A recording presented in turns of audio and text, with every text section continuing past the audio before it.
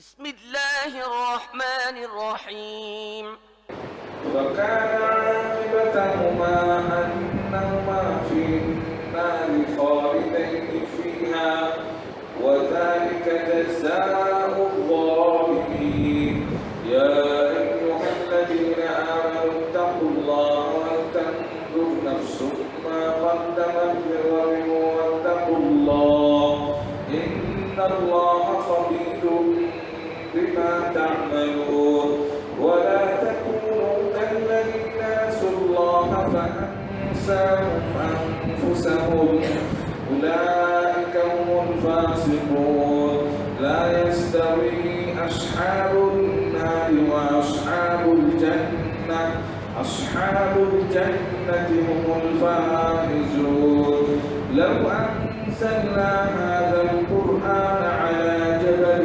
لرأيته خاشعا متصدعا من خشية الله وتلك الأمثال نضربها للناس لعلهم يتفكرون والله الذي لا إله إلا هو عالم الغيب والشهادة هو الرحمن الرحيم هو الله الذي لا إله إلا هو الملك القدوس السلام المؤمن المهيمن العزيز الجبار المتكبر سبحان الله عما يشركون والله الخالق البارئ المصور له الأسماء الحسنى يسبح له ما في السماوات والأرض وهو العزيز الحكيم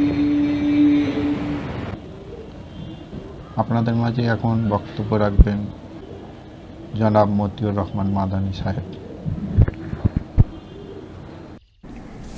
السلام عليكم ورحمة الله وبركاته. إن الحمد لله نحمده ونستعينه ونستغفره ونعوذ بالله من شرور أنفسنا ومن سيئات أعمالنا من يهده الله فلا مضل له ومن يضلل فلا هادي له وأشهد أن لا إله إلا الله وحده لا شريك له وأشهد أن محمدا عبده ورسوله صلى الله تعالى عليه وعلى آله وصحبه وسلم تسليما كثيرا أما بعد فقد قال الإمام البخاري رحمه الله تعالى كتاب جزاء الصيد باب جزاء الصيد ونحوه وقول الله تعالى لا تقتلوا الصيد وأنتم حرم ومن قتله منكم متعمدا فجزاء مثل ما قتل من النعم إلى قوله واتقوا الله الذي إليه تهشرون। সম্মানিত ভাতৃমণ্ডলী, আল্লাহ রাব্বুল আলামিনের প্রশংসা এবং প্রিয় নবী সাল্লাল্লাহু আলাইহি সাল্লামের উপর সালাত ও সালামের পর আজ বুধবার 21 জিলকাদা 1445 হিজরি মোতাবেক 29 মে 2024 আমাদের ধারাবাহিক আলোচনা সহিহুল বুখারীর হজের পর্ব উমরার পর্ব চলে আসছে, তারই কিছু অংশ। আজকে নতুন একটি পর্ব শুরু হচ্ছে আর তার সম্পর্ক হজ উমরা উভয়ের সাথে। আপনাদের জানা আছে আশা করি যে এহরাম অবস্থায় বেশ কিছু কাজ নিষিদ্ধ, যেগুলো অন্য সময় জায়েজ। অন্য সময় জায়েজ, কিন্তু এহরাম অবস্থায় এই কাজগুলি নিষিদ্ধ। যেমন পুরুষদের জন্য সেলাই করা কাপড় পরা, সুগন্ধি লাগানো, তাই না, মাথা ঢাকা,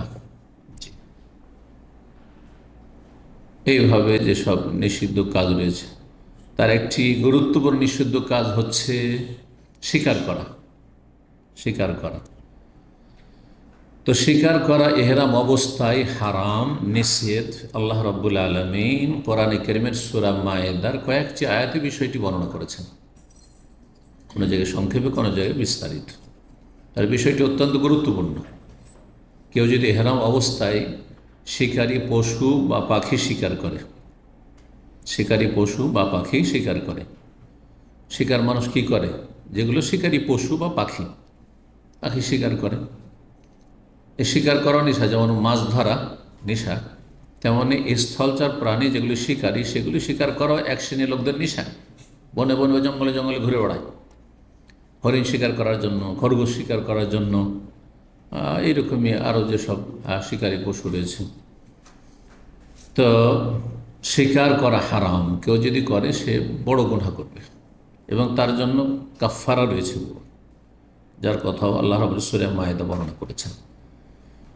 তো আজকের পর্ব হচ্ছে কিতাব ও জাযাইস সাইয়্যিদ। কিতাব ও জাযাইস সাইয়্যিদ, সাইদ সাদা ইয়াসিদুস সাইদ মানে শিকার করা। শিকার এহরাম অবস্থায়, আসল কথা হচ্ছে এহরাম অবস্থায়, এমনি শিকার করতে তো কোনো অসুবিধা নেই। এহরাম অবস্থায় শিকার যদি কেউ করে তো তার বদলা, জাযাউন মানে বদলা, তার বদলা দিতে হবে।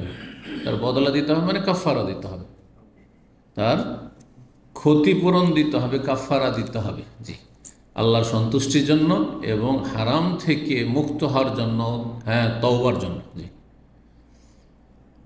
তো এই হচ্ছে পর্ব। এতে আমরা কয়েকটি পর্বে শেষ করতে পারবো ইনশাআল্লাহ তাআলা। তো প্রথম যে অধ্যায় বলছেন বাবু জাযাইস সাইয়্যিদি ওয়া নাহবিহি, ইমাম বুখারী রাহিমাহুল্লাহ বলছেন এই অধ্যায় হচ্ছে শিকার করার বদলা বা এই ধরনের এমন কাজ যেগুলো নিষিদ্ধ এহরাম অবস্থায়। বিশেষ করে শিকার করার বিষয়টি, শিকার করার ক্ষেত্রে আমাদের কিছু মাসাইল জেনে নিতে হবে। শিকার করা পশু যেগুলি মানুষ শিকার করে, প্রাণী শিকার করে, সেগুলি দুই ভাগে বিভক্ত, স্থলচর প্রাণী আর জলচর প্রাণী। যদি পানির কোনো প্রাণী শিকার করে তো সেটা এহরাম অবস্থায় জায়েজ, জায়েজ। অর্থাৎ মাছ শিকার করে, পানিতে আরও কিছু হইতে পারে মাছ ছাড়া, কারণ আমাদের দেশের মানুষরা যেহেতু হানাফি মযহাবের অনুসারী ছিল, সেজন্য হানাফি মাঝে শুধু মাছ ছাড়া সমুদ্রের কোনো কিছু জায়েজ নয়। এমনকি মাছের মধ্যেও চিংড়ি মাছ মকরুহ তাদের কাছে, তাই না? কাঁকড়া মকরুহ। হ্যাঁ, তারপরে কচ্ছপের বিষয়ে যদি আসেন সেটা তো হারাম তাদের কাছে, ইত্যাদি ইত্যাদি। কিন্তু নবী সাল্লাল্লাহু আলাইহি ওয়াসাল্লাম বলেছেন যে হুয়া তাহুরু মাউহু ওয়াল হিল্লু মাইতাতুহু, সাগরের পানি হচ্ছে পাক এবং পবিত্রতা দানকারী। ওযু করতে পারেন যে কোনো জায়গার সাগরের পানি, নদীর পানিতে। ওয়াল হিল্লু মাইতাতুহু, এবং মরা প্রাণী সাগরের কি হালাল। এই কথা বলে হিল্লু সামাকুহু, শুধু মাছ হালাল, মরে গেল হালাল আর জীবিত পেল হালাল, এই কথা বলেছেন। মাইতাতুহু যে কোনো মুর্দা, মুর্দা মানে জলচর প্রাণী, পানিতেই থাকতে পারে, পানির উপরে উঠিয়ে রাখলে মরে যাবে, আর সেটা কোনো বিষাক্ত নয়, সাপ নয়। বিষাক্ত হলে সে বিষাক্ত হওয়ার কারণে হারাম। তাহলে অনেক কিছু জায়েজ, আপনার রুচি হোক আর না হোক, যেগুলি পানিতেই শুধু জীবনযাপন করতে পারে যেসব প্রাণী, আর শুকনো নিয়ে আসলে সেগুলি বাঁচবে না, এমন যদি হয়। আর কিছু প্রাণী আছে উভয়চর প্রাণী, পানিতেও থাকতে পারে, শুকনো থাকতে পারে না, ওগুলো আবার হালাল নয়। ঠিক আছে, ওগুলোর ক্ষেত্রে তখন আল্লাহ মশলা জানতে হয়। তো এহরাম অবস্থায় শুধু স্থলচর প্রাণী শিকার করা, শিকার স্থলচর শিকারী, হ্যাঁ, প্রাণী সে পশু হোক অথবা পাখি হোক, শিকার করা হচ্ছে হারাম। তাহলে বাকি হয়ে গেল যেগুলো জলচর পানিতে থাকে। কেউ যদি মাছ ধরে এহরাম অবস্থায় তো জায়েজ, জায়েজ। দেখছেন যে মাশাআল্লাহ মক্কা বা মদিনার আশেপাশে অনেক তেলাপিয়া মাছ পাওয়া যায়, অনেক জায়গায় আছে, জলাশয় আছে, তেলাপিয়া মাছ পেয়েছেন, এহরাম অবস্থায় আছেন, যদি ধরেন তো জায়েজ নয়, জায়েজ। কিন্তু যদি কবুতর জায়েজ, ঘুঘু জায়েজ নাই, এগুলো শিকারি। হ্যাঁ, আচ্ছা, পশু খরগোশ, হরিণ, হ্যাঁ, নীলগাই জায়েজ নাই। উট পাখি, উট পাখি কি বলে, হ্যাঁ, শতরমুর্গ বলা হয় ওর উট পাখি। উট পাখি হোক শিকারি প্রাণী, এর অবস্থায় জায়েজ নাই, কিন্তু এমনি আপনি শিকার করে খান, হয়ে গেল। তাহলে হ্যাঁ, পানিরগুলো হালাল এর অবস্থায়, আর শুকনো যেগুলো শিকারী পশু সেগুলো শিকারী পশু, সেগুলি হারাম।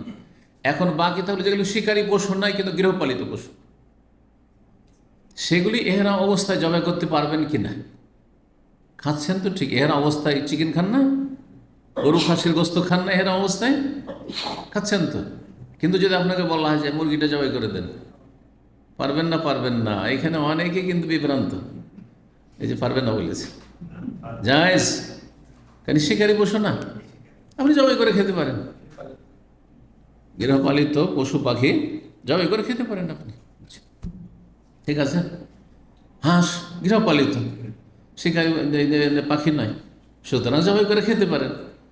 কেউ বললো রাস্তায় আপনি এখানে অবস্থায় আছে, গরু জবাই করে দেন, আমার খাসি জবাই করে দেন, জবাই করেন, কোনো অসুবিধা নেই। আপনার কোরবানিটা যতক্ষণ হালাল না হবে ততক্ষণ জবাই করতে পারেন, কিন্তু অন্য জবাই করে খাচ্ছেন, কোনো অসুবিধা নেই। তাহলে আরেকটা মশলা জানলেন। আর এক ধরনের প্রাণী যেগুলো খাওয়া হারাম আর সেগুলো কষ্টদায়ক, খাওয়া হারাম, শিকারী পশু নয়, কষ্টদায়ক, সেগুলি এহরাম অবস্থায় হারামের ভিতরে অথবা হারামের বাইরে এহরাম অবস্থায় হত্যা করা যাবে কিনা? সাপ, বিচ্ছু, হ্যাঁ, এঁদুর, হ্যাঁ, গিরগিট, হ্যাঁ, যাবে না? না, হত্যা করা নিষেধ, শিকার করা নিষেধ, সেদিন এগুলো নিষেধ না, যায়। জি জি। পাগলা কুকুর সামনে আসছে, পাগলা কুকুর মানুষকে কামড়ে নিছে, বলছে এরকম অবস্থা আছে, কামড়া, কিন্তু আমরা মারবো না, কুকুর মারেন। জি, তাহলে মশলাগুলো জেনে নিলেন এখন, তাই না? কয় রকম প্রাণী হইল?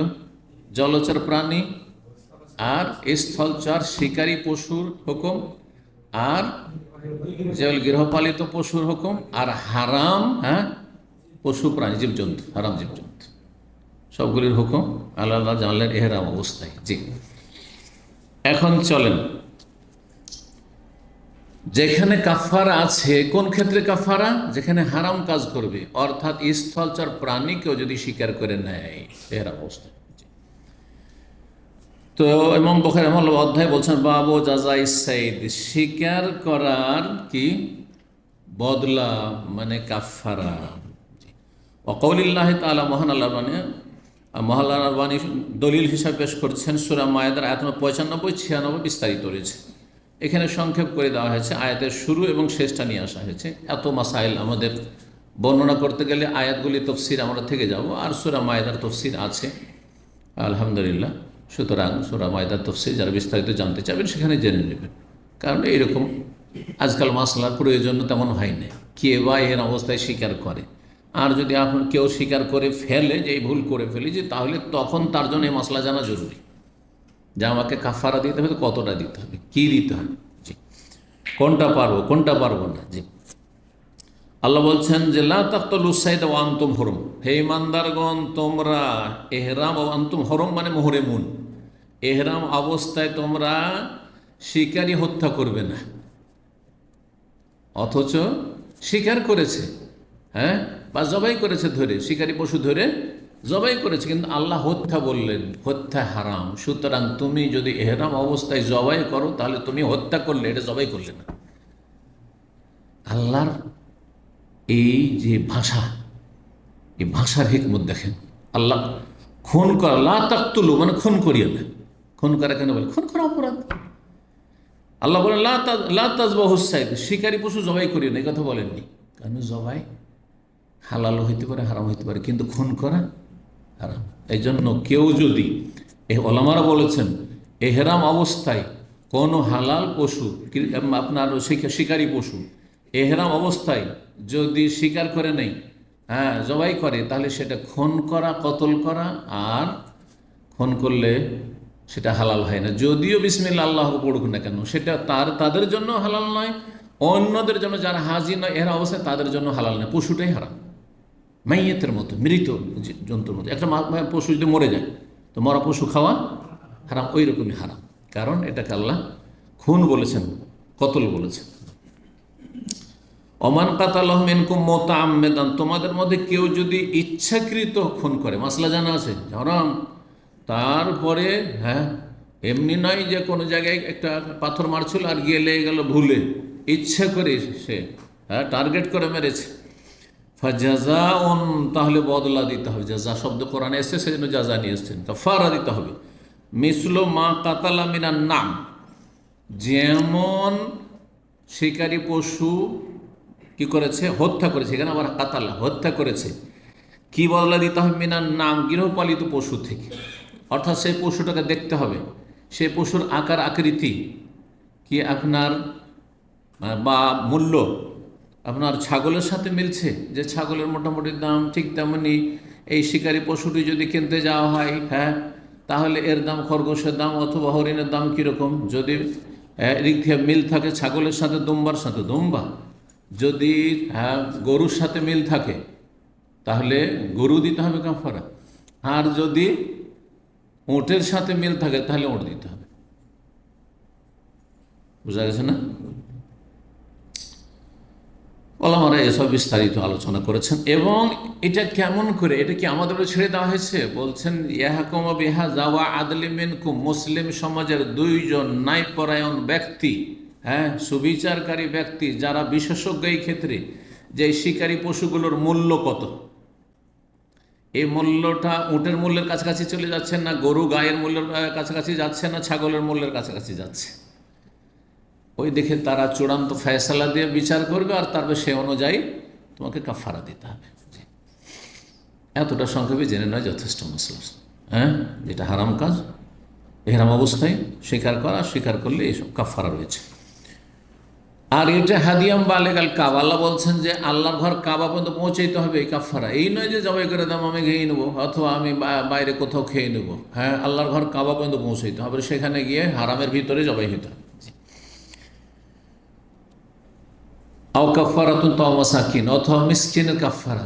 দেখতে হবে যে এই যে পশুটা কি করেছে, শিকার করেছে, বন্য পশু, এই পশুটা বা শিকারী পশু, এই পশুটার মূল্য কত, এই মূল্য দিয়ে দাম লাগিয়ে তারপর সেই টাকা দিয়ে খাদ্যদ্রব্য, চাল ডাল কিনলে কত হয়, চাল কিনলে কত হয়, গম কিনলে কত হয়, কত কিলো পাওয়া যায়, কত মন পাওয়া যায়, অতটা কি করতে হবে, তাও মাসাকে মিসকিনকে খাওয়াইতে হবে।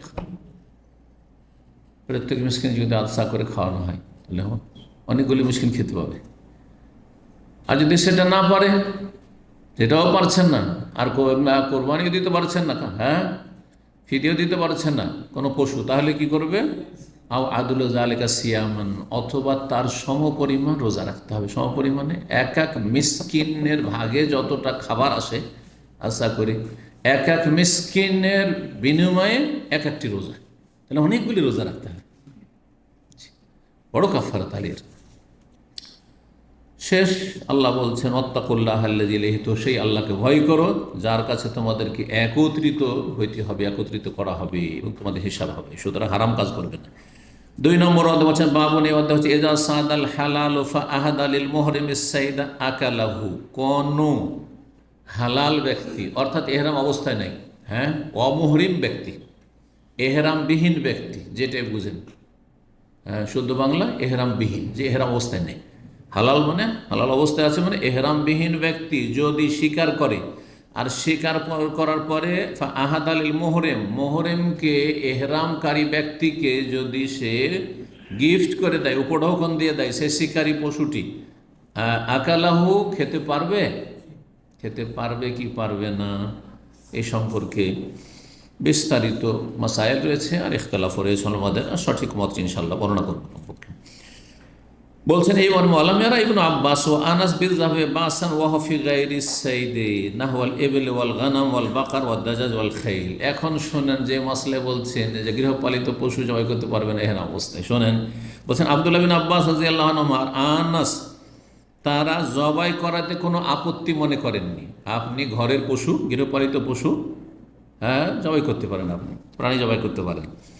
ওয়া ফি গায়রি সাইদ, সেটি শিকারী পশু ছাড়া অন্য পশু, যেমন উট জবাই করতে পারেন, ওয়াল গানাম, ছাগল জবাই করতে পারেন, ওয়াল বাকার, গরু জবাই করতে পারেন, ওয়াল দাজাজ, মুরগি জবাই করতে পারেন, ওয়াল খাইল, আর ঘোড়া জবাই করতে পারেন। ঘোড়ার বস্তু খাওয়া হালাল না হারাম? হালাল। না জবাই কেন করবেন? যদি হালালই না হয় তাহলে কেন জবাই করবেন? তাহলে সহি হাদিস দ্বারা প্রমাণিত, সহি বুখারী মুসলিম হাদিস দ্বারা, যে নবী সাল্লাল্লাহু আলাইহি ওয়াসাল্লাম ঘোড়ার গোস্ত খাওয়ার অনুমতি দিয়েছেন। তারপরে আবু বকর সিদ্দিক রাদিয়াল্লাহু তাআলা বড় আসমা বলছেন আমরা খেয়েছি, আমরা জবাই করেছি, আমরা খেয়েছি। একমাত্র আবু হানিফা রাহিমাহুল্লাহর মযহাব যে ঘোড়া খাওয়া হারাম, ঘোড়া খাওয়া হারাম। পৃথিবীতে সবচেয়ে বেশি ঘোড়া পাওয়া যায় আপনার রাশিয়ার দিকে। রাশিয়ার আগের সোভিয়েত ইউনিয়নের যতগুলি দেশ আর অধিকাংশ মুসলিম দেশগুলি, যে উজবেকিস্তান, তাজিকিস্তান, আজারবাইজান, এইসব যে দেশগুলো, তুর্কিস্তান, বিভিন্ন যে দেশগুলো আছে না, এইসব দেশে সবচেয়ে বেশি ঘোড়া আছে। আর ওই সব দেশগুলিতে সিংহভাগ হানাফি। তাহলে আল্লাহর এই নিয়ামত খাওয়া থেকে, হানাফি মযহাবের অনুসরণ করতে গিয়ে, সহিহ হাদিসের বিপরীত আমল করতে গিয়ে তারা বঞ্চিত খাওয়া থেকে। বলা হচ্ছে যে ইমাম আবু হানিফা রাহিমাহুল্লাহ তার ইন্তেকালের 3 দিন আগে হাদিস যখন জানতে পারলেন, তখন তিনি প্রত্যাহার করেছেন তার ফতোয়া, আর ফিরে এসেছেন, আর শেষ ফতোয়া দিয়েছেন যে ঘোড়া খাওয়া হালাল। এক কথায় ইমাম আবু হানিফা কি বললো, শাফি মালিক আহমদ কি বললো, সেটা শরীয়ত নয়। শরীয়ত হচ্ছে কাল আল্লাহ কাল রসুল, আল্লাহ কী বলেছেন, রসুল্লাহ কী বলেছেন, সাহাবীরা কী করেছেন। ঠিক আছে, রসুল্লাহ সাল্লাম খেতে অনুমতি দিয়েছেন, রসুল্লাহ সাল্লামের সামনে সাহাবীরা জবাই করে খেয়েছেন ঘোড়া।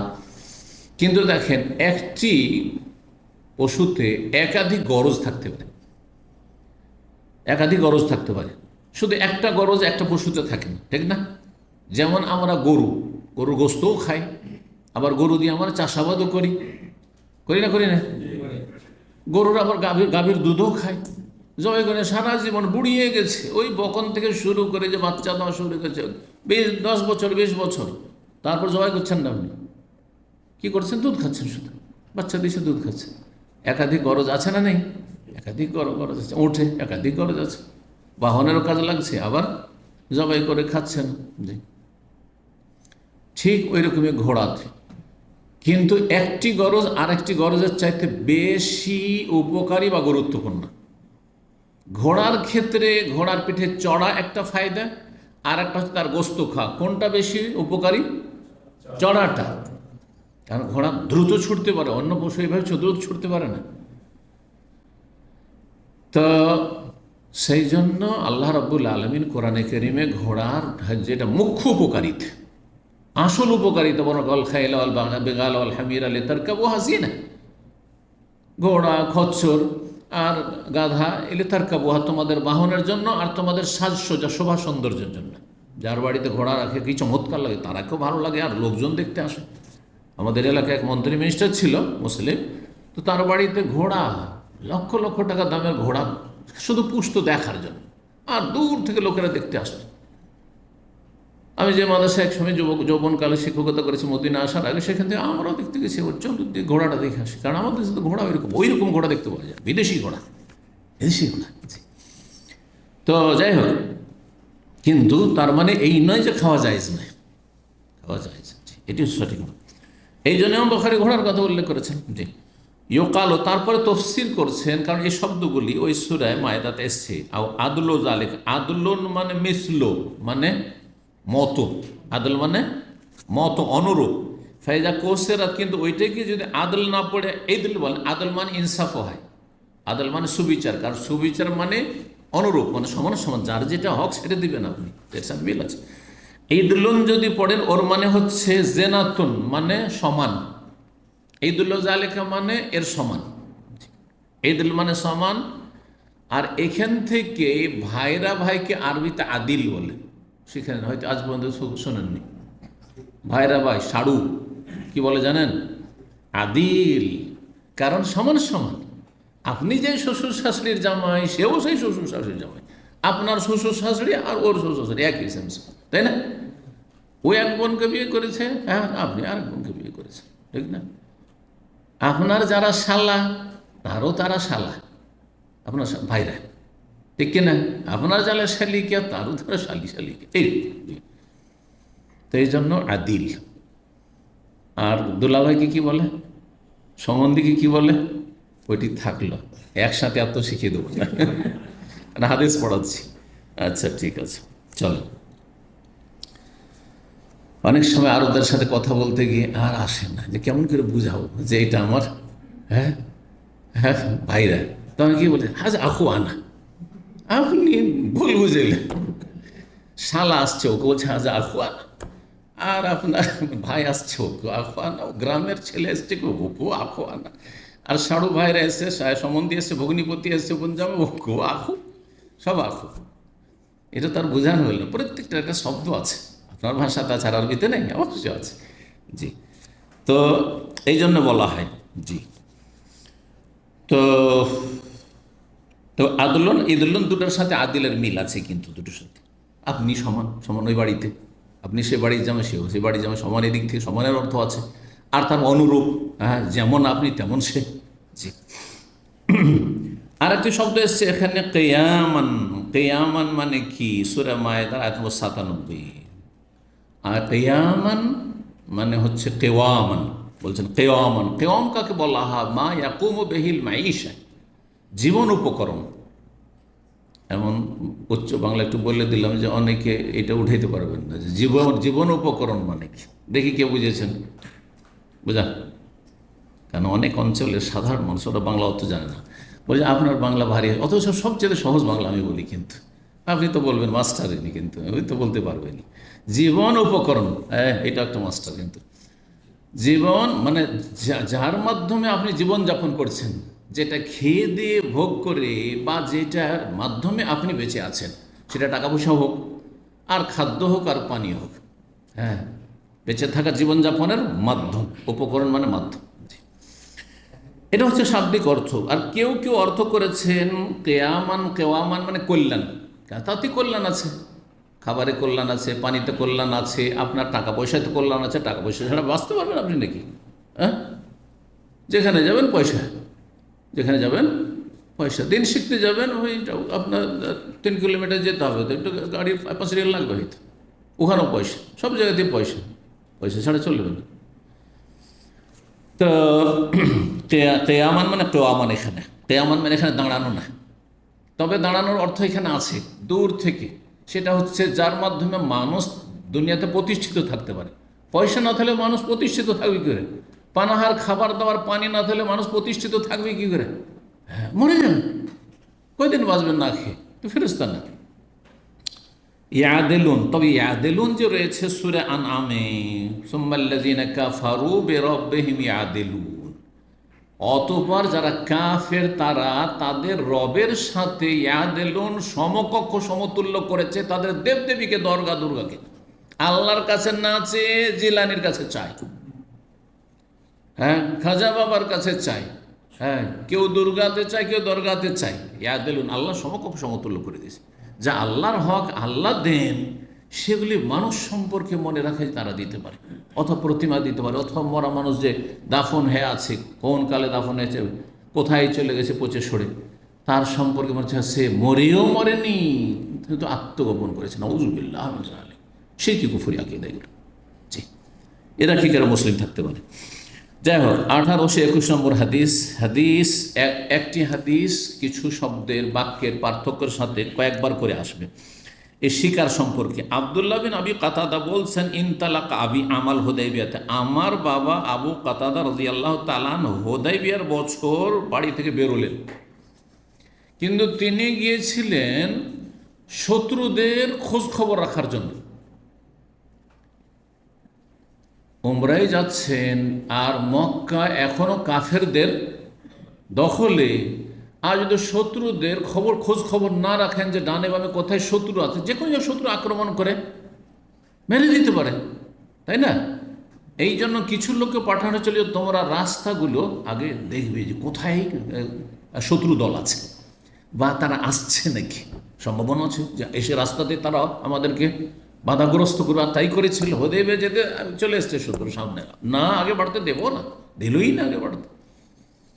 তো তিনি এহরাম বাঁধেননি, যেহেতু শত্রুদের যে কোনো মোকাবেলা করতে হতে পারে, তিনি এহরাম অবস্থায় ছিলেন না। এই কথাটি আসবে।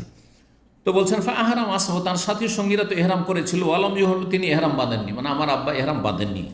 ওয়াহুদ্দেসান নবী সাল্লাম, আর নবী সাল্লামকে জানানো হইল। তখনকার যুগও কিন্তু গোয়েন্দা ছড়া থাকতো, যেমন কাফেররা ছেড়ে রাখতো তাদের খোঁজ খবরের জন্য, সাহাবাই কেরামগণ এই কাজ করতেন, যে চারিদিকের খবর রাখুন, মরুভূমি, পাহাড়ের আড়, বন জঙ্গল কোথাও। হ্যাঁ, সুতরাং আগে বিভিন্ন এলাকা, ডানে বামে, সামনে সামনে, সব দিকের খবর রাখতেন,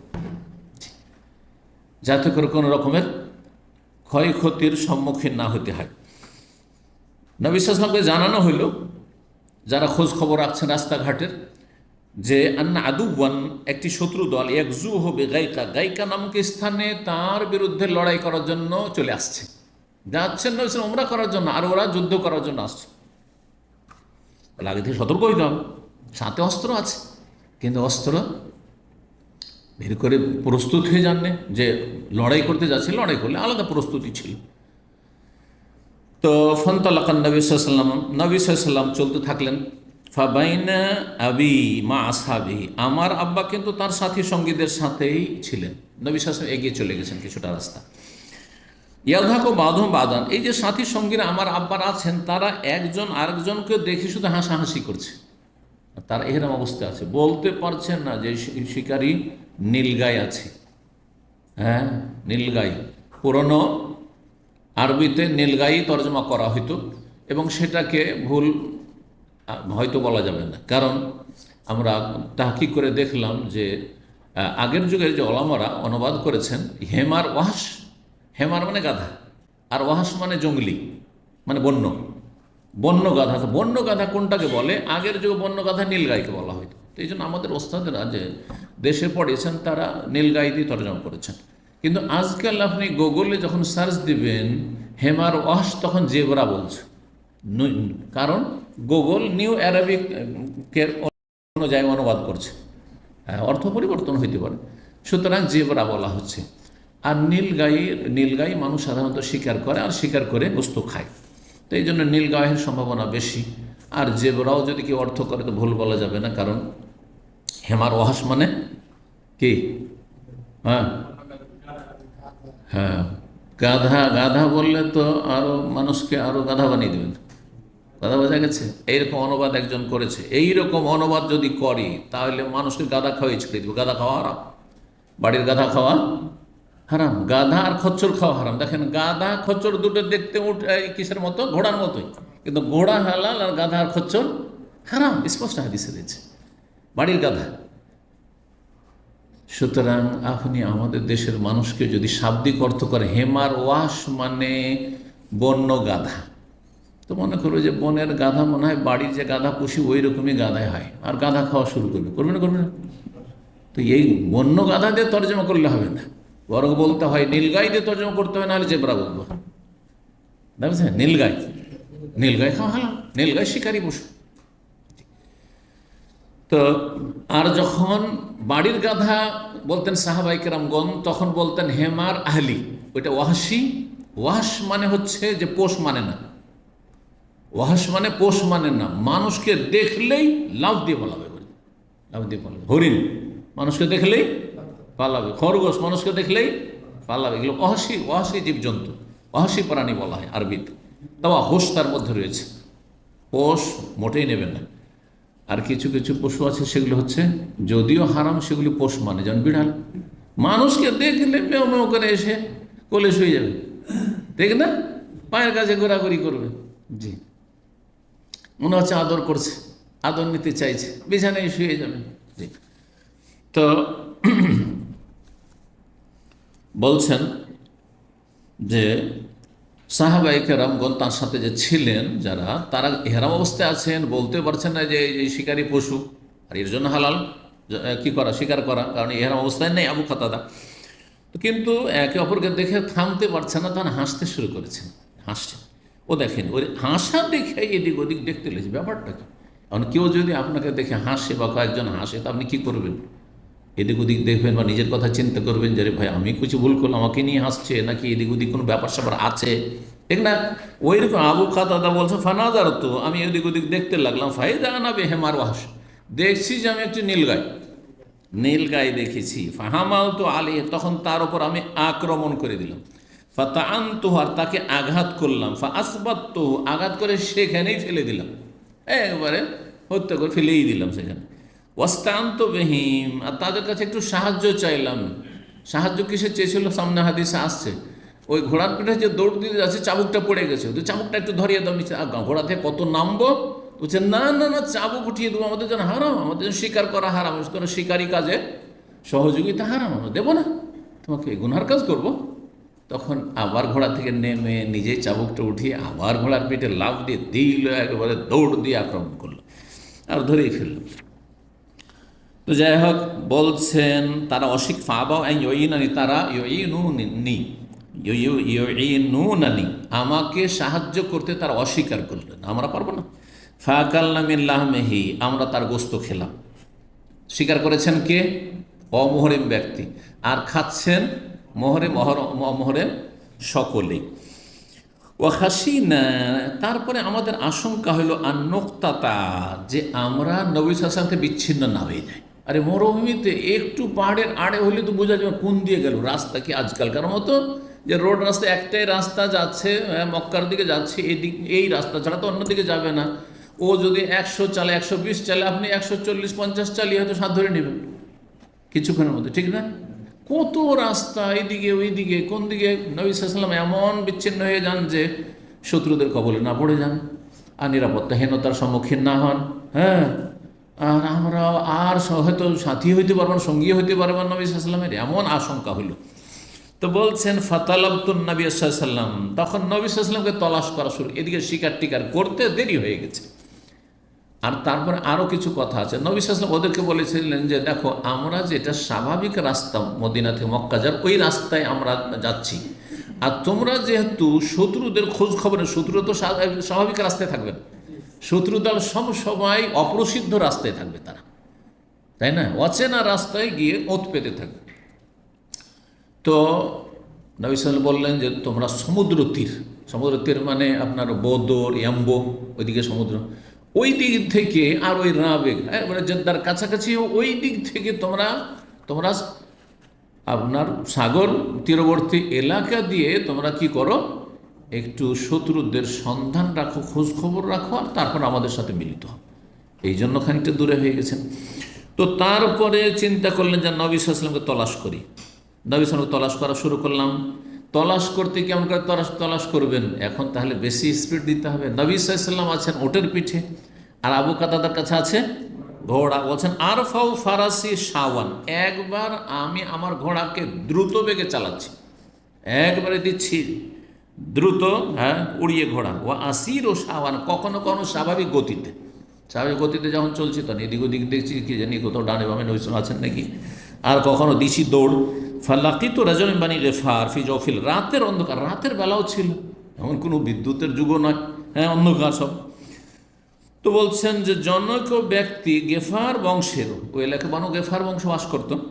তো এখান থেকে আবু যার গেফারি রাদিয়াল্লাহু তাআলা আনহু সাহাবী, এই বংশ, বানু গেফার বংশের জনক ব্যক্তির সাথে আমি সাক্ষাৎ করলাম ফি জওফিল, রাতের অন্ধকারে, গভীর রাতে। তো আমি জিজ্ঞেস করলাম আইনা তারাক্তান নবী সাল্লাল্লাহু আলাইহি ওয়াসাল্লাম, সে মুসলিম ছিল। নবী সাল্লাল্লাহু আলাইহি ওয়াসাল্লামকে কোথায় তুমি ছেড়েছো, মানে দেখেছো, কোথায় দেখেছো? কালা তারাক্তুহু বিতাহিন, আমি তাহিন নামক স্থানে তাকে দেখেছি ওখানে। আর ওয়াহুয়া কাইলু সুকিয়া, তিনি, এখন তো রাত বা ভোর রাত, গভীর রাত এখন, তিনি দুপুরবেলার বিশ্রাম করবেন সুকিয়া নামক স্থানে গিয়ে। মানে এমন গতিতে চলছেন যে সামনে সুকিয়া নামক স্থান রয়েছে, সেখানে গিয়ে হয়তো তিনি দুপুরের বিশ্রাম নিলেন। বিশ্রাম নিলেই আপনারা গিয়ে ওখানে পেয়ে যেতে পারেন সুকিয়া নামক স্থানে। কেমন করে জানলেন?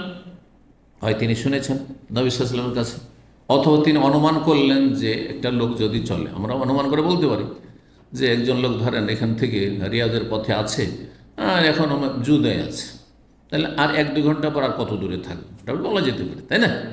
জি, বা 3 ঘন্টার মধ্যে সে রিয়াজ পৌঁছে যাবে। আপনারা যদি আপনি দ্রুত যান তো মোটামুটি 2-3 ঘন্টার মধ্যে রিয়াজে পেয়ে যাবেন। এইভাবে তো কায়েল শব্দের 2টি ব্যাখ্যা করা হয়েছে। একটি হচ্ছে কালা ইয়াকিল ও কাইলুলাতান, মানে দুপুরের বিশ্রাম, এটি প্রসিদ্ধ অর্থ। কালা ইয়াকিল যখন দাঁড়াবে আজরব, তার মানে দুপুরে একটু ঘুমানো, দুপুরের ঘুম কাইলুলা বলা হয়, বোঝা গেছে আরবিতে। আর কালা ইয়াকুল মানে বলা, কালা ইয়াকুল কৌল মানে বলা। কেউ কেউ বলার অর্থ করেছেন, মানে ওয়াহুয়া কাইলু সুকিয়া, বলছেন তারা তবে তাহেন নামক স্থানে নবী সাল্লাল্লাহু আলাইহি ওয়াসাল্লামকে ছেড়ে আসলাম, ওখানে আছেন। আর তিনি বললেন যে সুকিয়ার উদ্দেশ্যে তিনি যাচ্ছেন। কায়েল তিনি বললেন যে আমরা উদ্দেশ্য হচ্ছে তোমরা সুকিয়া চলো, মানে সুকিয়ার দিকে এগিয়ে চলো, তাহলে ওইদিকে এই রাস্তায়, সুকিয়ার রাস্তায় গেলে পেয়ে যাবেন কাছাকাছি জায়গাগুলো। ফকুল তো ইয়া রাসূলুল্লাহ, গিয়ে বলে হে আল্লাহ রাসূল, পেয়ে গেছেন তিনি, ঘোড়া দৌড়িয়ে গিয়ে নবী সঙ্গে পেয়েছেন, বলছেন ইন্না আহলাকা ইয়াকরাউনা আলাইকা আসসালাম ওয়া রাহমাতুল্লাহ, আপনার পরিবার এখানে বলা হয়েছে। আর সামনের হাদিস আছে ইন্না আসহাবাকা, আপনার সহচরগণ সাথীগণ। তাহলে দুটোতে সংঘর্ষ আছে নাকি? তাহলে বোঝা গেল এখানে পরিবার বলতে ইমানি ইসলামী পরিবার মানে সাথী সঙ্গীগণ। কারণ নবী সাল্লাল্লাহু আলাইহি ওয়াসাল্লাম পরিবার স্ত্রীদেরকে ছেড়ে দিয়ে চলে যাবেন একা একা নাকি? এটা হইতে পারে। তাহলে বোঝা গেল আহাল মানে তাহলে নিজের পরিবার মানে ফ্যামিলি নয়, এখানে আহাল মানে যেমন আজকাল কোম্পানির লোকদেরকে নিজের পরিবার বলছে, শুনেছেন না?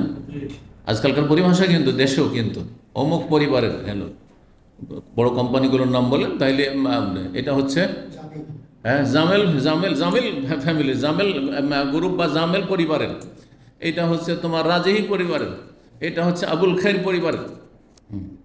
মানে তাদের কর্মচারী, তাদের কোম্পানির সাথে যুক্ত, তাদের সাথে কোনো রক্তের আত্মীয়তা নেই। তারপরে জি, তো আপনার সাহাবাই কেরামগণ আপনাকে সালাম বলছেন। ওরা তো উটের পিঠে আছে, পিছনে পড়ে আছে, আরে চলে এসছে নাকি আমি ঘোড়ায়, সালাম রহিম বলছেন ইন্নাহুম কাদ খাসু, আর তারা ভয় পাচ্ছেন আইয়ুক্তাতাউ দুনাকা, যে আপনার থেকে তারা বিচ্ছিন্ন না হয়ে পড়ে, আপনার সাথ ধরতে পারবেন না। তারা উটের পিঠে, আপনি উটের পিঠে, আর আপনি এরকম চলতেই থাকেন, তাহলে তারা পাবেন আপনাকে খুঁজে।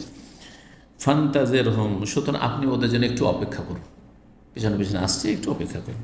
বলতো ইয়া রাসূলুল্লাহ, আমি বললাম হে আল্লাহ রসুল, এখন আসছে ওই শিকারী পশুর গোস্তের কথা। আসাব তো হেমার ওয়াসিন, আমি একটি নীলগাই পেয়ে গেছি শিকার করে। ওয়াইন দিমিনহ ফাদেল, আর আমার কাছে কিছুটা অবশিষ্ট গোস্ত আছে।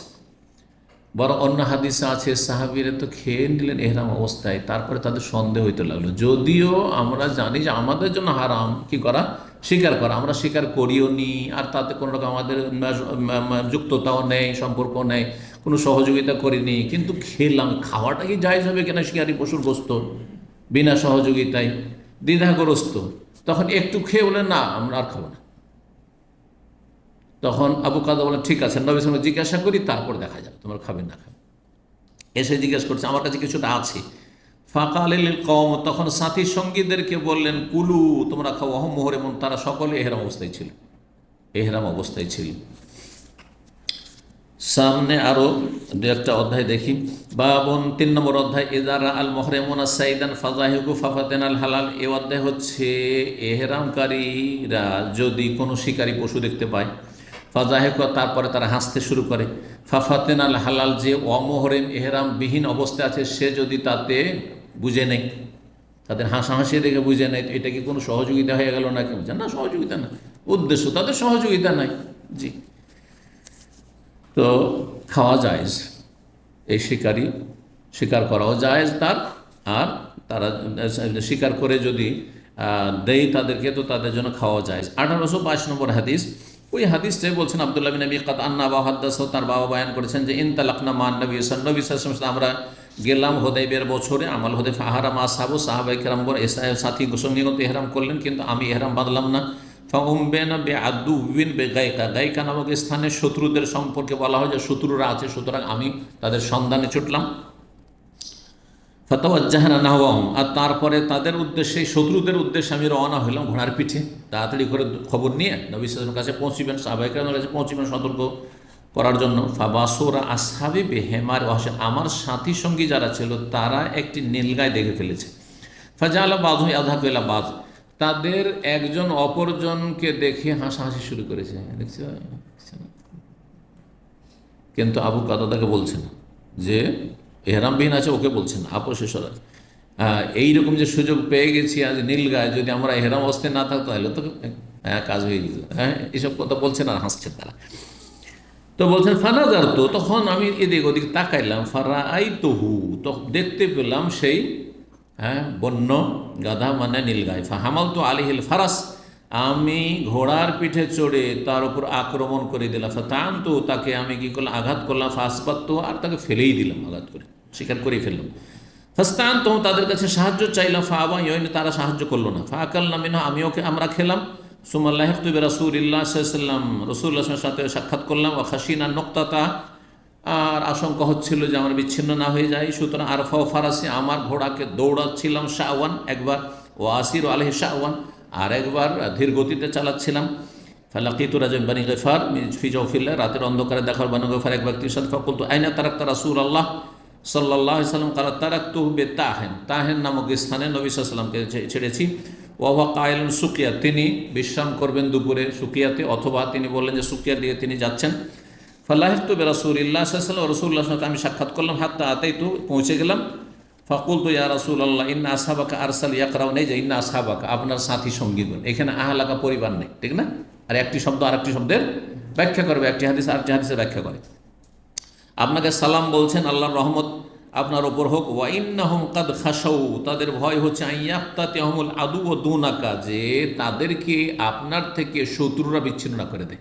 আপনাকে আলাদা করে দিল আর সাথীদেরকে আলাদা করে দিল, যাতে করে কেউ কারো খবর না রাখতে পারে, আর আপনার হোক অথবা তাদেরই হোক ক্ষতি না করে দেয়, আক্রমণ না করে দেয়। ফানজুর হুম, তাদের জন্য অপেক্ষা করুন। অনজুর নাজার আনজর মানে দেখা হয়, নাজার আনজর মানে ইন্তজার করা, অপেক্ষা করা। এখানে ইন্তাজের অর্থ, কারণ আগের হাদিসে ইন্তাজের শব্দটি এসছে। ফাফালা, তাই করলেন, নবী সাল্লাল্লাহু আলাইহি ওয়াসাল্লাম অপেক্ষা করলেন। ফাকুলতু ইয়া রাসূলুল্লাহ ইন্না ইসসাদনা হিমার ওয়াহশিন, আমরা কিন্তু একটি নীলগাই শিকার করেছি। ওয়া ইন্না ইনদানা মিনহু ফাদিলা, আর আমাদের কাছে কিছু অবশিষ্ট গোশত আছে। রাসূলুল্লাহ সাল্লাল্লাহু বললেন সাহাবায়ে কেরামদেরকে, কুলু, তোমরা খাওয়া। হুম মুহরিমুন, তারা ইহরাম অবস্থায় ছিল। তাহলে যদি হাসাহাসিতে বুঝে নেই, ইশারা ইঙ্গিত করলেন না, কোনো সহায়তা করলেন না, তাহলে ইহরাম অবস্থায় থাকলেও খাওয়া জায়েজ। জি, কিন্তু জীবিত অবস্থায় যেন হাদিয়া না দেয়, যে গোস্ত যেন দেয়। কারণ আগে হাদিস আসছে, এক সাহাবী এনে সাব বিন জাসামা জীবিত একটি শিকারী পশু নিয়ে এসে যখন হাদিয়া দিলেন নবী সাল্লাল্লাহু আলাইহি ওয়াসাল্লাম, নবী সাল্লাল্লাহু আলাইহি ওয়াসাল্লাম বললেন আমরা ইহরাম অবস্থায় কবুল করতে পারবো না। এটা একটা অবস্থা, জীবিত অবস্থা না দেয়। কারণ জীবিত অবস্থায় ওদেরকে জবাই করতে হবে, তার শিকার জবাই করতে হবে, বা যদি অন্য কেউ জবাই করে, কিন্তু একবারে জীবিত অবস্থায় না, নেওয়া যাবে না। আর একটা হচ্ছে যে যেই ব্যক্তি স্বীকার করেছে সে নিজের জন্য স্বীকার করেছে না এহরাম অবস্থায় থাকা লোকদের জন্য। যদি নিজের জন্য স্বীকার করার অন্যদেরকে দেয় এহরাম অবস্থায় থাকা লোককে, তাহলে তো জায়েজ। আমি আমার জন্যই করেছি কিন্তু আপনাদেরকেও দিলাম, জায়েজ খাওয়া এহরামকারীদের জন্য বা এহরাম অবস্থায় যারা আছে তাদের জন্য। কিন্তু যদি উদ্দেশ্য তার থাকে যে আমি যেহেতু এহরামবিহীন আছি, স্বীকার করে নি, আর আপনাদের জন্য আমি স্বীকার করেছি, এই নিয়তে আপনাদেরকে খাওয়াবো সেজন্য স্বীকার করেছি, তবুও খাওয়া যায় না, তবুও খাওয়া যায়। বিভিন্ন যে পরস্পর বিরোধী হাদিসগুলো বাহ্যিক রয়েছে সবগুলি সমন্বয় করলে এই মজহাবটি হচ্ছে অধিকাংশ আইম্মায়ে কেরামদের, এটি হচ্ছে হাদিস সম্মত। আর একদল বলছেন যে এহরাম অবস্থায় স্বীকার করা জায়েজ, হ্যাঁ। আর একদল বলছেন যেন মোটেই খাওয়া যাবে না, খাওয়া যায়। আর একদল বলছেন মোটেই খাওয়া যাবে না, কিন্তু সেই মতগুলি ঠিক নাই। বাবুন, এই অধ্যায় হচ্ছে লা ইউইনুল মুহরিমুল হালাল ফি কাতলিস সাইদ, এহরামকারী ব্যক্তি অমুহরিমকে বা এহরামবিহীন ব্যক্তিকে সাহায্য করবেন না কোনো শিকারী পশু হত্যা করার জন্য বা শিকার করার জন্য। 1823 নম্বর হাদিস বর্ণনা করছেন আবু কাতাদা কুন্না মা রাসূলিল্লাহ বিল কাহা। কাহা নামক স্থান ছিল মদিনা থেকে 3 মারহালা দূরে, 3 মারাহিল। বলছেন আবু কাতাদা কুন্না মা বিল কাহা মিন্নাল মুহরিম মিন্নাল গায়রুল মুহরিম, আমাদের মধ্যে কেউ ইহরাম অবস্থায় ছিল, কেউ বিনা ইহরামে ছিল। ফারাআইতু আসহাবি ইয়াতারাউনা শান, আমার সাথী সঙ্গীদেরকে দেখছি যে কোনো কিছু যেন দেখাদেখি করছে, হ্যাঁ, একে অপরকে মনে হচ্ছে দেখাদেখি করছে। ফানাজার, তো আমি দেখলাম, চিন্তা করেছি কি দেখছে দেখি তো। ফাইদা হেমার ওয়াহশিন, দেখলাম যে একটি নীলগাই। তারপরে বলছেন ইয়ানি ওয়াকাস, সেই সময় আমি নীলগাইটি শিকার করতে দৌড় দিব, ঘোড়ার পিঠে আছি, আর আমার চাবুকটি পড়ে গেল হাত থেকে। ফাকালু, তখন তারা বলল নইনুকা আলাইহি বিশাইইন, আমরা কিন্তু সাহায্য করবো না। চাবুক উঠিয়ে চেয়েছিল যে দেন, উঠিয়ে দেন, না উঠিয়ে দেবেন, সাহায্য করবেন। ইন্না মুহরিমুন, আমরা এর অবস্থায় আছি। ফাতানাওয়ালতু, আমি নিজে হাতে নিলাম চাবুকটি। ফাখালতু, সেটা ধরলাম। সুম্মা আতাইতুল হেমারা, তারপরে সেই নীলগায়ের কাছাকাছি আসলাম। মিওয়ারায় আকমাতেন, একটি টিলার আড় হতে। শিকার করলে মুখোমুখি শিকার করা যায় না, মানুষ দেখলে তো পালিয়ে যাবে, তাই না? তাহলে পিছন দিক থেকে আসছে, টিলার আড় হয়ে আসছে, আর টিলার আড় থেকে এসে আঘাত করছে। ফাকারতুহু, তাকে আমি আহত করলাম, জখম করে দিলাম। হ্যাঁ, ফাকারুহা শামসুদ্দোহা, যে সমুদ সম্প্রদায় যে উটকে তারা কী করেছিল, হ্যাঁ, প্রথম আহত করেছিল, তারপরে জবাই করেছিল, তো আকারু হাল্লা করছে। ফাতাই তো বেহি আসহাবি, তারপরে সেটা নিয়ে আমার সাথীদের কাছে আসলাম। ফাকালা বাজন, কিছু লোকের বললো কুলু, খাও, অসুবিধা নেই। কালা বাজন, কেউ বললো না খাওয়া চলবে না, আমরা এরাম অবস্থায় আছি। ইখতিলাফ হয়ে গেল তাদের, কেউ বলছে খাবো, কেউ বলছে খাবো না, কেউ খাও, খেও না। নবী সাল্লাল্লাহু আলাইহি ওয়াসাল্লামের কাছে আসলাম, ওয়াহু আমামান, আমাদের সামনেই তিনি ছিলেন। ফাসালতু, তাকে জিজ্ঞাসা, ফাকালা কুলুহু হালালুন, তোমরা খাও, তোমাদের জন্য হালাল। জি। قال الله نعم اذهبوا الى الصالح فسالوه عن هذا وغير قدم علينا هنا। যাই হোক, ওই হাদিসের সনদের কিছু অংশ বলছেন। 5 নম্বর অধ্যায় বাবুন, এই অধ্যায়ে লা ইউশিরুল মুহরিম ইলা সাইদ, ইহরামকারী ব্যক্তি শিকারী পশুর দিকে ইশারা ইঙ্গিত করবে না। ধরেন একটা লোক আছে বিনা ইহরামে, আর একজন ইহরামে বা কিছু লোক ইহরামে আছে,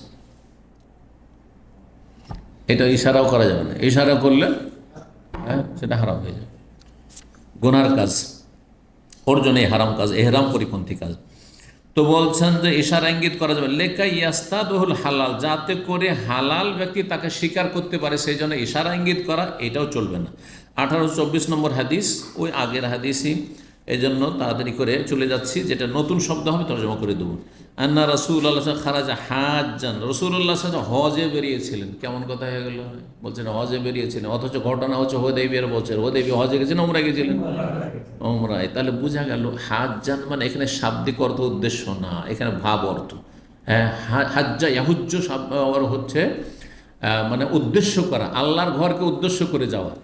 আর ওমরাও এক ধরনের হজ, এই জন্য কেউ কেউ ছোট হজ, হজ আসকার হাদিস এসছে, হাজ্জুল আসকার, ছোট হজ। তো হাজ্জান মানে এখানে ওমরাতান, ওমরার উদ্দেশ্যে আমরা বেরিয়েছিলাম। ফাখারাজু মাহু, আর তারপরে তারাও বেরিয়েছেন নবী সাল্লাল্লাহু আলাইহি ওয়াসাল্লাম। ফাসারাফা তায়ফাতুম মিনহুম, একদল অন্যদিকে তারা ফিরে গেছেন। ফিহিম আবু কাতাদা, তাদের একজন আবু কাতাদা, অন্য রাস্তায় তারা গেছিলেন। ফাকালা, নবী সাল্লাল্লাহু আলাইহি ওয়াসাল্লাম তাদেরকে বলেন, খুযু সাহিল আল বাহরি, ওই যে হাদিসটা, তোমরা সাগর তীরবর্তী রাস্তা তোমরা অবলম্বন করো, তোমরা সাগরের কিনারা কিনারা যে রাস্তা রয়েছে সেই রাস্তা ধরো। হাত্তা নালতাকিয়া, সামনে গিয়ে আমরা সাক্ষাৎ করব। ফাআখাযু সাহিল আল বাহর, তারা তখন আমার সাথী সঙ্গীরা রাস্তা ধরেছিল, সাগর তীরবর্তী রাস্তা। ফালাম্মান সারাফু, তারপরে তারা যখন ফিরে আসলো, আহরামু কুল্লুম, সবাই এহরাম বাঁধো, ইল্লা আবু কাতাদা লাম ইহর, এহরাম বাঁধেনি। ফাবাইনাহুম ইয়াসিরুন, আর তারা চলতেছিল, ইজরা হোমরা ওয়াহসিন, হোমর হেমারের বহুবচন। তাহলে একটি শুধু দেখেনি, একাধিক দেখেছে, হ্যাঁ, আরও কয়েকটি ছিল, বাকিগুলো পালিয়ে গেছে, একটা শিকার করেছে। তো হঠাৎ করে দেখছে যে বন্য গাধা মানে নীলগাই। ফাহামাল আবু কাতাদা আল হোমর, আবু কাতাদা আক্রমণ করলেন শিকার করার জন্য সেসব নীলগাইয়ের ওপর। ফাআকারা মিনা আতান, একটি মাদি নীলগাই তিনি শিকার করে ফেলেন। আতান বলা হয় গাধীকে, গাধীকে বলা হয় মাদি, মাদি বলেন না, নর আর মাদি, জি।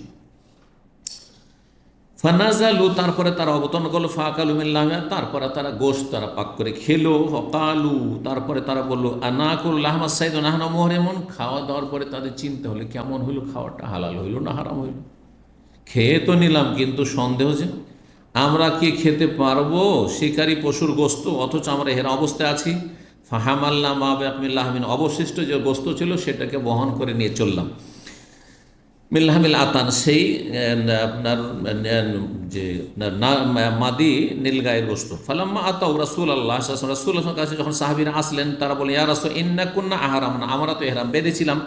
ওয়াকাদ কান আবু কাতাদা ইহরাম বাঁধেনি। ফারায়না হোমরা ওয়াহসিন, একটি আমরা নীলগাই দেখেছিলাম বা কিছু নীলগাই দেখেছিলাম, আর আবু কাতাদা আক্রমণ করে দিল, তার মধ্যে একটি মাদি নীলগাই শিকার করেছিল। ফানাজালনা, আমরা অবতরণ করেছি, আর আমরা তার গোস্ত খেয়েছি। সুম্মা কুলনা, তারপর চিন্তা করলাম যে আমাদের খাওয়াটা কি ঠিক হইল এহরাম অবস্থায়। ফাহামাল্লাম বাবা মিল্লাহমিয়া, সুতরাং যে অবশিষ্ট গোস্ত ছিল সেগুলো নিয়ে এসেছি।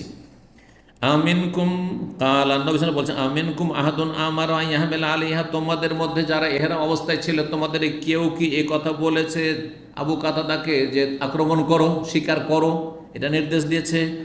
আশারা এলে, অথবা ইঙ্গিত করেছে যে দেখো দেখো দেখো দেখো, এরকম করেছে। কালুল্লাহ, না আমরা কিচ্ছু করি, কোনো রকমের সহযোগিতা করি।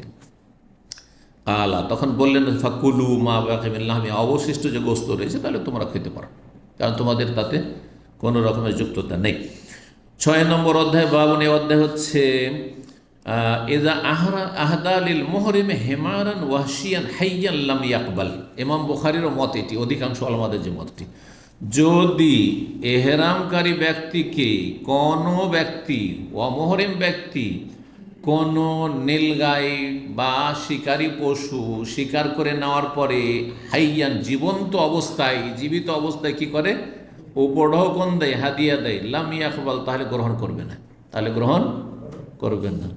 এখন সহজ ভাষায় বলি, এত দূর বন জঙ্গলের ওইসব নীলগাই আর এতে না গিয়ে, ধরেন মক্কাতে তো অনেক কবুতর দেখছেন না, এহরাম অবস্থায় আছেন, আর আপনি তো এটা তো হারামের ভিতরে, হারামের বাইরে থাকে। হারামের ভিতরে হলে তেমনি, হারামের ভিতরে নিষেধ, ওটা আর একটা নিষেধাজ্ঞা, কিন্তু হারামের বাইরে এখনও হুদুদে হারামে ঢোকেননি, এহরাম অবস্থায় আছেন, একজন বিনা এহরামে আছে, আর তারপরে সে কয়েকটা কবুতর ধরে নিয়ে এসে সে জবাই করে আপনাদেরকে গোস্ত রান্না করে খাওয়াইল, খেতে পারবেন কি পারবেন না?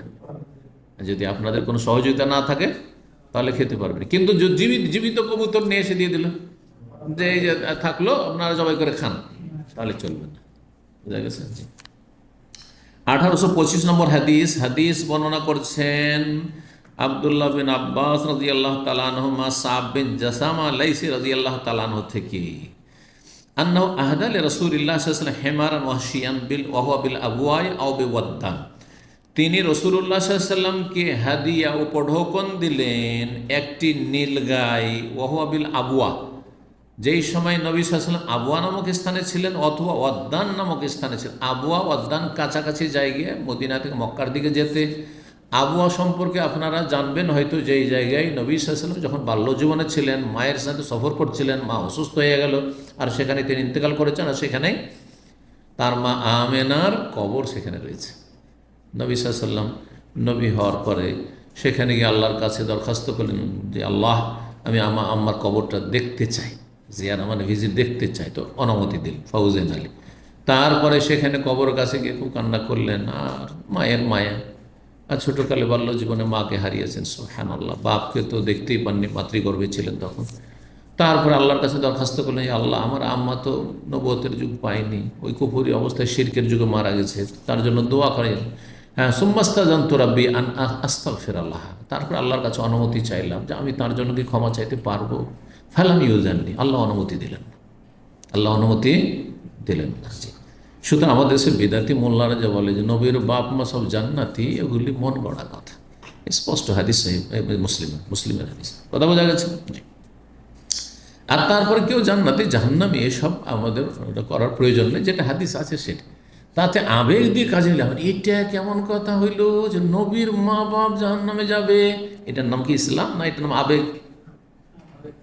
তাহলে এইটা কেমন করে হলো? ইব্রাহিম খলিলুল্লাহর বাপ, হ্যাঁ, ইব্রাহিম আলাইহিস সালামের সামনে জাহান্নামে ফেলা হবে পশুর আকারে, এটা তো সহিহ হাদিস আছে, কোরআনে আছে, কথা বোঝা গেছে, ঠিক কিনা? এইটা কেমন হলো যে নূহ আলাইহিস সালামের ওরসজাত সন্তান কেনান জাহান্নামে যাবে? হ্যাঁ, এইভাবেই করবেন নাকি? না, মোটেই না, ও আল্লাহর ইচ্ছা। এইটা কেমন হইল যে লূত আলাইহিস সালামের স্ত্রী জাহান্নামে যাবে? আল্লাহর ইচ্ছা। যার হেদায়েত নসিব হয়ে জান্নাতে যাবে, যে হেদায়েত নসিব হয়নি, কুফরি শিরকের অবস্থা, আমার জান্নাতে যাবে, জাহান্নামে যাবে, এটা আল্লাহর ফয়সালা। এখানে আল্লাহ স্পষ্ট করে দিয়েছেন যে একক ক্ষমতার মালিক আল্লাহ, কারো ক্ষমতা নেই। যদি নবী সাল্লাল্লাহু আলাইহি ওয়াসাল্লাম যদি মুখতারে কুল হতেন, রেজবিরা কিন্তু এটাই বলেন, নবী সাল্লাল্লাহু মুখতারে কুল, সব কিছুর ক্ষমতা রাখেন, মানে মৃতকে জীবিত করতে পারেন, তাহলে নবী সাল্লাল্লাহু আলাইহি ওয়াসাল্লাম আল্লাহর শরণাপন্নই কেন হবেন? হ্যাঁ, মাকে জীবিত করবেন, বাপকে জীবিত করবেন, আর কবর থেকে উঠাইবেন, আর তার কলমা পড়াইবেন, মুসলমান বানিয়ে দেবেন। আর এইসব কিচ্ছা বয়ান করে আমাদের বেদাতি মোল্লারা, কিন্তু বেদাতি মোল্লাদের কিচ্ছা এগুলো, নবীর জীবনী এগুলো জালিয়াতে ভরা, ইসলাম বিরোধী কথা। যে না, কি নবী সাল্লাল্লাহু যখন নবী হলেন, তারপরে বাপ মাকে কবর থেকে উঠিয়ে জীবিত করলেন, আর তারপর তাদের কলমা পড়ে মুসলমান করেছেন, সেহেতু জান্নাতে যাবে। একেবারে অবান্তর ভিত্তিহীন কিচ্ছা কাহিনী সব। এই জন্য সিরাতুন নবীর বিস্তারিত আলোচনা আমি 110টি পর্বে করেছি, যে যারা হেদায়েত চায় তারা যাতে করে সঠিক নবীর জীবনীটা জানতে পারে। তো এই ছিল হাদিস। আর আরেকটি অধ্যায়ে আমরা আলোচনা করেই নি, 7 নম্বর অধ্যায় হচ্ছে বাবু মায়াকতুল মুহরিম মিনাদ দাওয়াব। এই অধ্যায় হচ্ছে যে এহরামকারী ব্যক্তি কোন কোন জীবজন্তু বা প্রাণীগুলি হত্যা করতে পারবে। শুরুতে কিন্তু আলোচনা করেছি, তাই না? কোনগুলি প্রাণী বা জীবজন্তু কি করতে পারবে? হত্যা। এখানে জবাইয়ের কথা আসছে না, জবাইয়ের মশলা চলে গেছে ইবনে আব্বাস আর আনাসের মত যে আপনার গরু জবাই করা, তারপরে আপনার ছাগল জবাই করা, উট জবাই করা করতে পারবে, অসুবিধা নেই। এইখানে যেগুলো প্রাণী সেগুলো হচ্ছে কষ্টদায়ক প্রাণী, ক্ষতিকর প্রাণী। 1826 নম্বর হাদিস আব্দুল্লাহ বিন উমর রাদিয়াল্লাহু তাআলা আনহু বর্ণনা করছেন, আন্না রাসূলুল্লাহ সাল্লাল্লাহু আলাইহি ওয়াসাল্লাম বলেন, খামসুন মিনাদ দাওয়াবি, দাব্বাতুনের বহু বচন দাওয়াব। আর দাব্বাতুন বলা হয় মায়া দুব্ব আরদ, ভূপৃষ্ঠে যেসব প্রাণী চলাফেরা করে সবগুলি দাব্বা। এই জন্য আল্লাহ ওমা মিন দাব্বাতিন ফিল আরদি ইল্লা আলাল্লাহি রিজকুহা, যে কোনো প্রাণী রয়েছে ভূপৃষ্ঠে আল্লাহর দায়িত্ব হচ্ছে তাদের রিজিক দেওয়া। পিপিলিকা থেকে শুরু করে এই মানুষ পর্যন্ত, হ্যাঁ, উপকারী অপকারী, হ্যাঁ, সমস্ত প্রাণীর, যার প্রাণ আছে সেই প্রাণী সমস্ত রিজিকের মালিক কে? আর রিজিকের চাবিকাঠি কার কাছে? ইল্লা আলাল্লাহি রিজকুহা ওয়া ইয়ালা মুস্তাকাররাহা ওয়া মুস্তাওদাহা, এবং তার অবস্থানও আল্লাহ জানছে যে কার জন্ম কোথায়, আর শৈশব বাল্যজীবন কোথায়, আর তারপরে কর্মজীবন কোথায়। কোনোদিন চিন্তা করতে পেরেছিলেন যখন আপনি গ্রামে, যখন স্কুলে মাদ্রাসায় পড়েছেন, প্রাইমারিতে বা হাই স্কুলে, যে আমার রুজি রিজিক সৌদি আরব থেকে আসবে? কোনোদিন কেউ ভাবতে পেরেছে? মুস্তাওদাহা, তার স্টোর, মুস্তাওদা আজকাল স্টোরকে বলছে, যে কোথায় আমার রিজিকের স্টোর আছে? সৌদি আরবে। সারা জীবনটা কেটে গেল সৌদি আরব 35 বছর, জীবনে তো সে এক জায়গায় কোনো 35 বছর থাকেনি। চিন্তা করুন আপনি, আল্লাহ ছাড়া কেউ জানে না সুবহানাল্লাহ। এবং আল্লাহর দায়িত্ব রিজিক, কাকে কোথা থেকে রিজিক দিবেন, কাকে ব্যবসা থেকে, কাকে দিন মজুর করে, আর কাকে প্রবাস থেকে, আল্লাহ ভালো জানেন। জি, আল্লাহু আকবার। তো যাই হোক, 5 রকমের প্রাণী আছে। লাইসা আলাল মুহরিমি ফি কাতলিহিন্না জুনাহ, ইহরামকারী ব্যক্তি যদি সেগুলিকে হত্যা করে তাতে কোনো গুনাহ নেই। 5 রকমের প্রাণী কি কি? সামনের হাদিসে আসছে।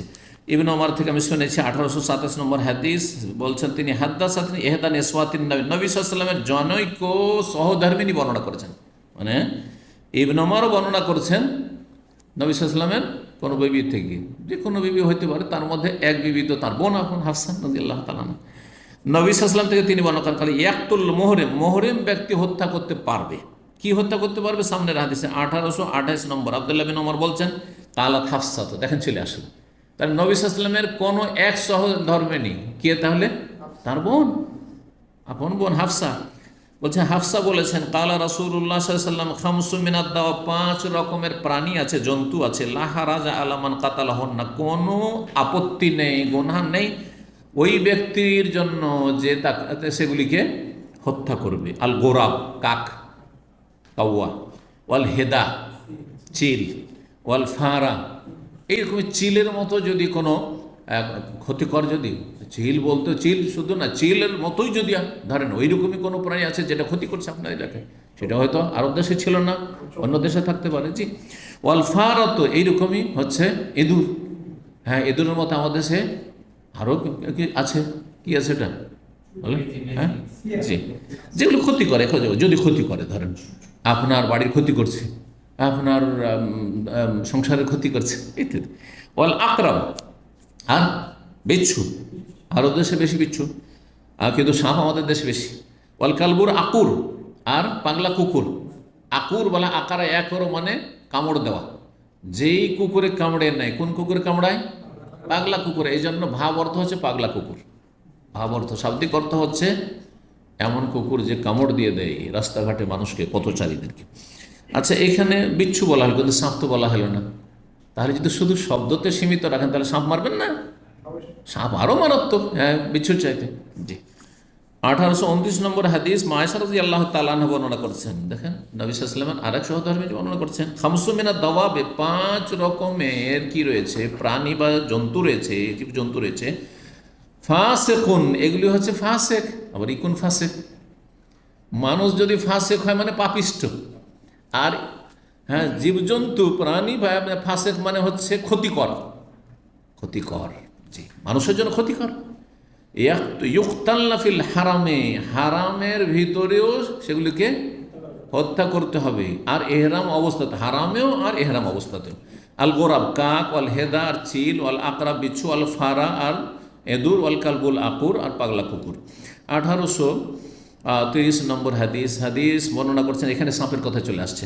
আব্দুল্লাহ বিন মাসুদ বর্ণনা করছেন, কাল বাইনামা নাহনু মান নবী ফি গারিন বেমেনা, আমরা এক সময় নবী সাল্লাল্লাহু আলাইহি ওয়াসাল্লামের সাথে মেনার একটি গুহায় ছিলাম, আর গুহাতে সাপ বিচ্ছু থাকতে পারে। ইজ নাজালা আলাইহি, হঠাৎ করে এই সূরা মুরসালাত নাযিল হলো, ওয়াল মুরসালাত উরফা ফাল আসিফাতি আসফা।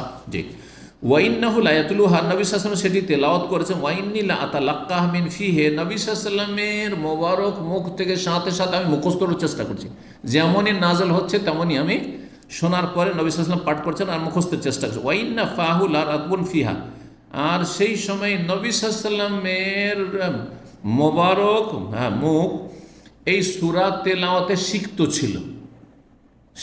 মানে কি, মানুষ কথা বললে তখন রস আসে, মুখে রস আসে। এমনি চুপ থাকে কিন্তু এত রস আসবে না, দেখেন আমার যত কথা বলবেন তত কিন্তু রস আসবে, থুতু আসবে। তো সিক্ত ছিল মানে তেলাওয়াত চলতে আছে, নবী সাল্লাল্লাহু আলাইহি ওয়াসাল্লাম সূরা মুরসালাত তেলাওয়াত করতে আছেন, ওই অবস্থায় মুখস্থ করছি। তার মানে একবারে সাথে সাথে আমিও মুখস্থর চেষ্টা করি যেমনই নাযিল হয়েছে। এই জন্য ইবনে মাসউদ রাদিয়াল্লাহু তাআলা প্রখ্যাত হাফেজ এবং কারি ছিলেন। জি। তারপরে বলছে, ইজ ওয়াসাবাত আলাইনা হাইয়া, হঠাৎ করে লাফ দিয়ে পড়লো আমাদের সামনে একটি সাপ। হাইয়াতুন মানে সাপ। ফাকাল নবী সাল্লাল্লাহু বলে, উকতুলুহা, একে হত্যা করো, মারো। ফাবতাদারনা, আমরা দৌড় দিলাম মারার জন্য। ফাজাহাবাত, কিন্তু সেটি পালিয়ে গেল, মারতে পারলাম না। ফাকাল নবী সাল্লাল্লাহু বলে, ওকিয়াত শাররাকুম, সেই সাপটিও তোমাদের অনিষ্ট থেকে রক্ষা পেল। কামা ওকিতুম শাররাহা, যেমন তোমরাও তার অনিষ্ট থেকে রক্ষা পেলে। সাপ বাঁচলো তোমাদের অনিষ্ট থেকে, আর তোমরা বাঁচলে তার অনিষ্ট থেকে। কারণ সাপ হয় মানুষকে কামড় দিয়ে দিবে, তোমাদের ক্ষতি হয়ে যেত, আর না হয় সাপ মানুষ মেরে দিবে, তো দুটার কোনোটাই হইল না। যাক, তোমরাও বাঁচলে আর সাপও বাঁচো, এটা হচ্ছে উদ্দেশ্য। সর্বশেষ হাদিস 1831 নম্বর হাদিস বর্ণনা করেছেন উরওয়া ইবনে জুবাইর, মা আয়েশা রাদিয়াল্লাহু তাআলা আনহা, তার খালা থেকে, জাওজিন নবী সাল্লাল্লাহু আলাইহি ওয়াসাল্লাম সহধর্মিনী, আন্না রাসূলুল্লাহ সাল্লাল্লাহু আলাইহি ওয়াসাল্লাম ক্বালা লিল ওয়াজাগি, নবী সাল্লাল্লাহু গিরগিট সম্পর্কে বলেছেন। গিরগিট সম্পর্কে বলেছেন, কি বলেছেন? ফোয়াইসেক, এটি হচ্ছে কি ক্ষতিকর। ফোয়াইসেক ফাসেকের তাসগির, মানে বলবেন গুনাহগার, পাপিষ্ট, সীমা লঙ্ঘনকারী পশু, এটা বলা যায়। ফাসাক আফসাক মানে বেরিয়ে যাওয়া, তো যে সীমা লঙ্ঘন করে সে বেরিয়ে যায় সীমা থেকে। তো ক্ষতিকর প্রাণী। ওয়ালাম আসমাহু আমারা বেকাতলি, তবে আমি নবী সাল্লাল্লাহু আলাইহি ওয়াসাল্লামের কাছে শুনিনি যে তিনি সেটি হত্যা করার নির্দেশ দিয়েছেন। কাল আবু আব্দুল্লাহ, ইমাম বুখারী রাহিমাহুল্লাহ এই হাদিস নিয়ে এসে বলছে, ইন্নামা আরাদনা বেহাজা, আমি যে হাদিসটি নিয়ে এসেছি, এটা নিয়ে আসার উদ্দেশ্য হচ্ছে আন্না মেনা মেনাল হারামে, মেনা হচ্ছে হারামের অন্তর্ভুক্ত, হারামের এলাকার ভিতরে। মেনাও হারামে, মুজদালেফা হারামে, আরাফার কাছাকাছি হারাম শেষ হচ্ছে, আর তারপরে আরাফার ময়দানটি হারামের বাইরে আছে এদিকে। ও আন্নাহুম লাম ইয়ারাউ বিকাতিল হাইয়াতে বাসান, যখন মেনার গুহাতে সাপটি দেখা গেছিল আর নবী সাল্লাল্লাহু আলাইহি ওয়াসাল্লাম সাপটিকে হত্যা করার নির্দেশ দিলেন, তাহলে কি বোঝা গেল যে হারামের এলাকাতেও যদি বিষাক্ত কিছু পান বা ক্ষতিকর প্রাণী পান যেটা ক্ষতি করতে পারে, তাহলে কি করতে পারবেন? হত্যা করতে পারবেন, যেমন কাক, চিল ইত্যাদি, এঁদুর, বিচ্ছু, আর কি বলা হলো, কুকুর, যে কুকুর মানুষকে কামড় দিয়ে দেয়। ও আন্নাহুম লাম ইয়ারাউ বিকাতিল হাইয়াতে বাসান, আর তারা নবী সাল্লাল্লাহু আলাইহি ওয়াসাল্লাম সাহাবায়ে কেরামগণ তারা সাপকে হত্যা করায় কোনো আপত্তি মনে করেননি। সেই জন্য তো নবী সাল্লাল্লাহু আলাইহি ওয়াসাল্লাম তাদেরকে বলেছেন যে সাপটিকে হত্যা করো। যদিও হত্যা করতে পারেননি, সাপ গিয়ে লুকিয়ে গেল। এখানে আজকের আলোচনা শেষ করছি। ও জাযাকুমুল্লাহ খাইরান, ওয়া সাল্লাল্লাহু আলাইহি ওয়া সাল্লাম নবিয়ানা মুহাম্মদ ওয়া আলা আলিহি ওয়া সাহবিহি আজমাইন। والمسلمات والمؤمنين والمؤمنات والقانتين والقانتات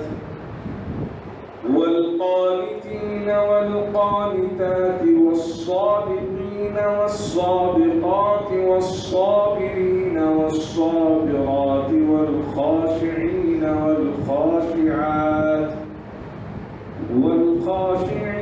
والخاشعات والمتصدقين والمتصدقات والصائمين والصائمين والحافظين فروجهم والحافظات والذاكرين الله كثيرا والذاكرات أعد الله لهم مغفرة وأجرا عظيما